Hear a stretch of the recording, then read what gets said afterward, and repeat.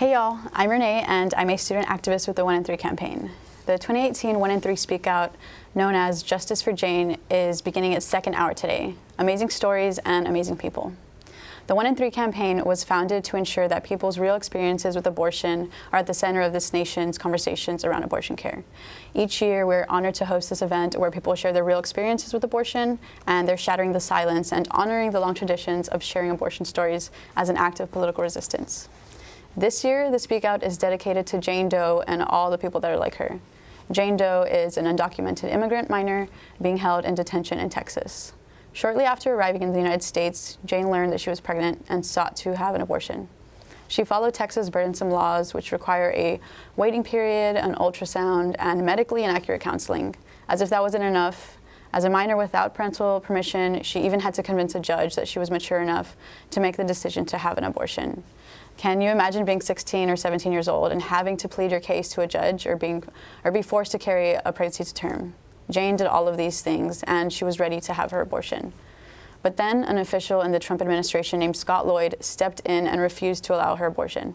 He forced her to visit a crisis pregnancy center, which is essentially a fake clinic that masquerades as a clinic that would help Jane understand all of her options.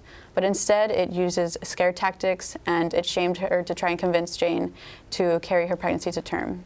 Scott Lloyd even brought religious officials in to pray for Jane. On top of all of that, he called her parents without even knowing her home situation, and to inform them that she was seeking abortion care.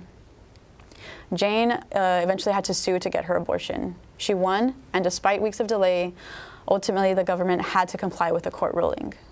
Jane got the abortion care she needed, but not without a price. It soon became evident that Scott Lloyd and the Trump administration had blocked an unknown number of Janes from seeking care. Some came forward, sought help from the American Civil Liberties Union, and successfully sued. But Lloyd and the Trump administration didn't change their misguided policy or their ideological extremism. They continue to abuse their power because they can.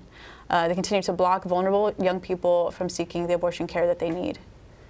These continued threats to abortion care and to our very health and safety are unconscionable. Each and every day, the administration and misguided lawmakers in Congress pose additional threats to the very health and lives of young people, women, those living in poverty, LGBTQ individuals, immigrants, and people identifying as Muslim. Advocates for Youth and the 1 in 3 campaign are committed to fight. We will not leave the most vulnerable behind in our fight for social justice, and access to abortion care is needed in a fight for social justice. We will continue to share our personal stories and break the silence and shatter stigma and advocate and organize until everyone has access to abortion and the safety and freedom that we seek, not just for those who are privileged, but also, just for everyone in general. And that's why we're here. That's why we're fighting.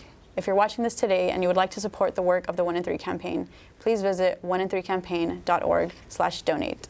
And as you watch today, please join us in demanding that Scott Lloyd be fired and that this administration change its anti-abortion access policies by visiting again the 1in3campaign.org/pinkslip.